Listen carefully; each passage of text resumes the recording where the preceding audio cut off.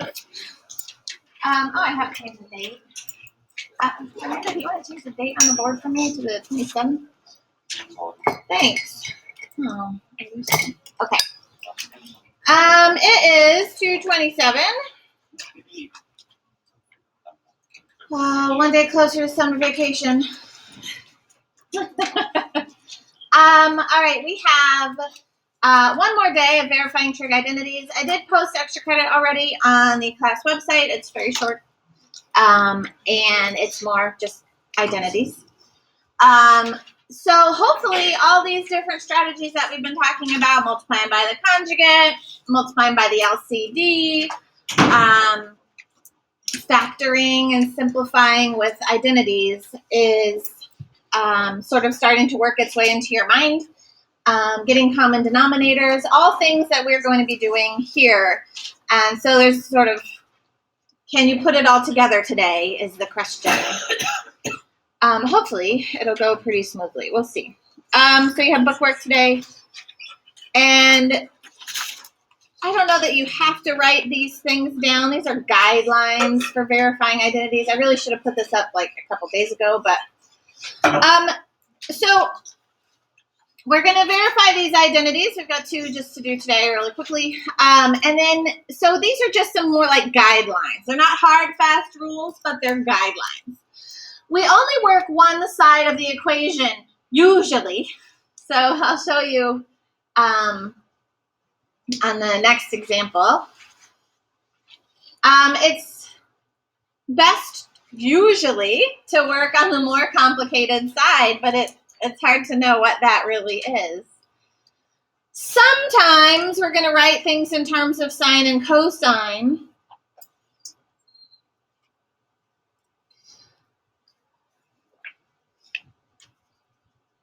Fractions, we always want to get common denominators, and looking for GCFs is always the thing people forget about. So greatest common factors are really, really important. And do not think about identities as solving. So you're not moving something from one side to the other. Do not do that. You're not rearranging. You're only working on one side of the equation. So that's really common denominators, factoring, LCD, and multiplying by the conjugate are all things that we can do on one side of the equation. The other thing is to keep your goal in mind, which is why I like identities. It's because we know where we're headed, because they've given me the answer, all right? And we have to think about how to get there. And that's really kind of the interesting thing.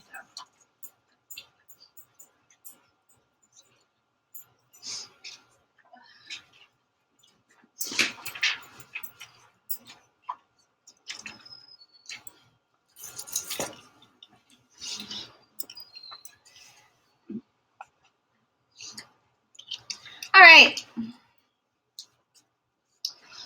So I'm looking at this first identity and I'm thinking, hey, what can I do? So ladies and gentlemen, which side looks most complicated to you? The left or the right? The left. Yeah. So when I'm looking at this left-hand side, I'm thinking, oh, this is two things that I need to add together. That's more complicated than one single term here, which is connected by multiplication.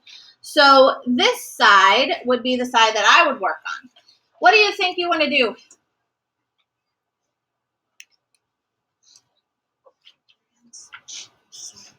Use sine and cosine.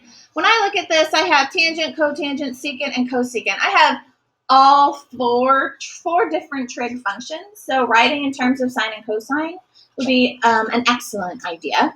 So I'm going to go ahead and trade out tangent of x. What can I trade tangent of x in for? Sine over cosine. So sine of x over cosine of x. And what can I trade cotangent in for? Cosine over sine, yeah. All right. Now we have a fraction plus a fraction. So what do we need to do? Common denominators, absolutely. So on the left side, we've got a lovely denominator of cosine. And on the right fraction, we've got a lovely denominator of sine. So what does this first fraction need? Sine on top and bottom, multiplying by 1 there. So important we do it to both. And the second fraction needs cosine of x on top and bottom. All right, now we have a lovely common denominator, sine of x times cosine of x. And my numerator, what is my numerator now? Sine squared of x plus cosine squared of x. Good. And what are you thinking when you see that? 1. Yeah. Sine squared plus cosine squared is an identity. Sine squared plus cosine squared is 1. And that is over sine of x times cosine of x. I think we're very, very close here. What is 1 over sine? Cosecant. Hey, look at that. Cosecant of x. And what's 1 over cosine? Secant of x. And so we finished. We did it. Does the order matter?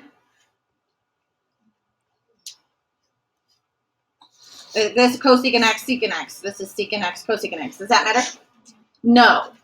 Because 4 times 5 is the same as 5 times 4. Does anyone know the same with that property? Commutative. Order does not matter. It's the commutative property. So addition and multiplication, order does not matter. All right. Any questions on that? That one was pretty easy, yeah? All right. One more.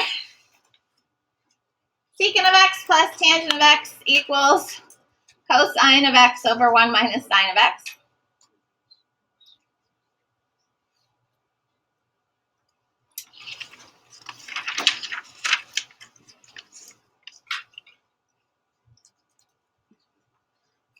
All right, ladies and gentlemen. I would say this is a more tricky one. As far as like, oh, I don't know what to do first. I don't know how to get started. So what do you think you want to do? Which side looks more complicated? The left or the right? The left, because it's in other functions, yeah? Okay. So if you think that the left is more complicated, I'm going to ask you, what's your first step? Turn them into sine and cosine? Yeah. So secant of x would turn into 1 over cosine of x. And then tangent turns into sine of x over cosine of x. Okay. Good.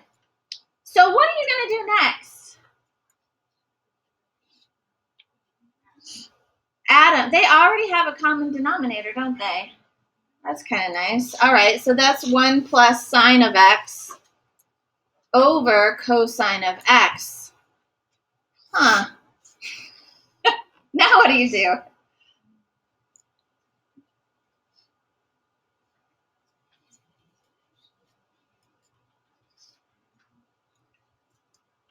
I don't know.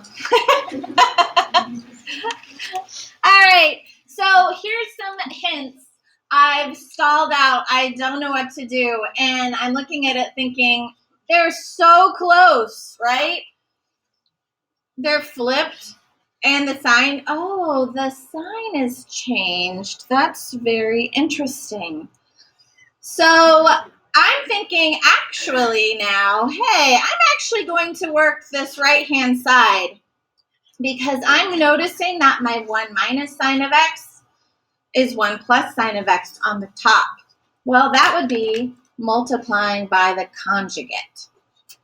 So I'm actually going to do that. I'm actually going to work this right-hand side. So sometimes I can use one side to kind of give me a hand about, hey, oh, now I notice something. And I'm actually going to go and work the other side, only because,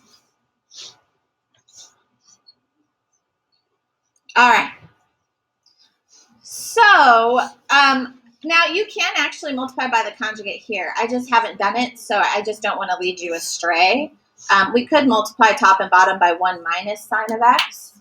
I assume we'd get there. I just haven't done it, so I don't want to try it. on live notes here. So, all right. So we're sort of ignoring this left-hand side now, but it gave me a hint as to what I should do. Okay. I'm going to go ahead and multiply here. I'm going to go ahead and multiply. Cosine of x times 1 is cosine of x, and cosine times sine is cosine of x, sine of x. And I'm going to go ahead and multiply my denominator. What do I get when I multiply the denominator? 1 minus sine squared of x. Good, good, good. All right. Ooh, and then what do you see? What is 1 minus sine squared? Yeah, Pythagorean identity. So that's actually cosine squared of x. 1 minus sine squared is the same as cosine squared. Cosine of x plus cosine of x sine of x. I'm trying to get to secant. And what I'm noticing here is I'm thinking to myself, hey, what is this cosine squared dividing? It's dividing, oh, I didn't have to distribute. Oh, okay. It's dividing both terms, right? I'm going to separate that. Let's see what happens. Cosine of x over cosine squared of x. So I'm sort of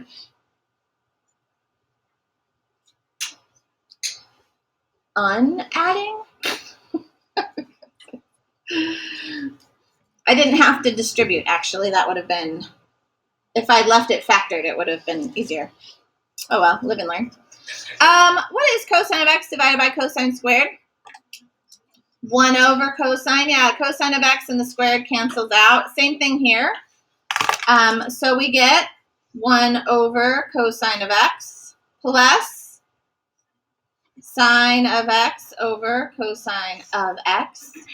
And what is 1 over cosine? Secant. And what is sine over cosine?